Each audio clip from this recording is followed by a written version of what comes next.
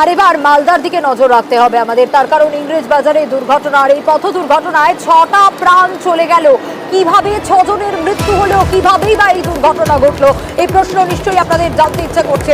জানবো এর উত্তর সেবক দিতে পারবে আমাদের। সেবক, কিভাবে এই দুর্ঘটনা ঘটলো যে 6টা প্রাণ চলে গেল?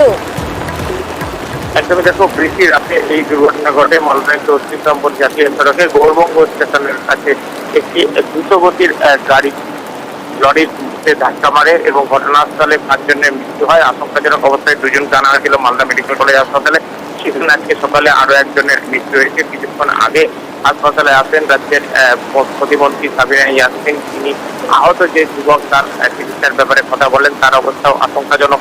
যেটা জানা যাচ্ছে গাড়িতে 7 জন ছিল, অত্যন্ত দ্রুতগতিতে ছিল 4 চাকার গাড়ি, কালিয়াচক থেকে মালদার দিকে আসছিল এবং জাতীয় সড়কে একটি লরিতে ধাক্কা মারে। গাড়ি এতটাই দ্রুতগতিতে ছিল যে গাড়ি কার্যত দুমড়ে মুচড়ে যায় এবং শরীরের অংশ পর্যন্ত বিচ্ছিন্ন হয়ে যায় বেশ কয়েকজনের।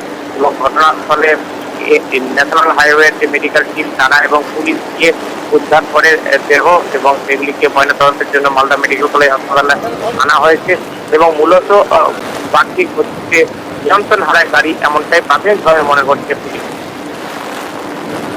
বেশ বেশ, এখানে 3 জন লাশ টাকা দেখতে পেলাম, একজনের গলা নাই, দুটো হাত পা ভাঙা টাঙা আছে। মালদা মেডিকেলে 5টা ডেড বডি দেখলাম, গাড়ি হয়তো 4-5 চলে গেছে।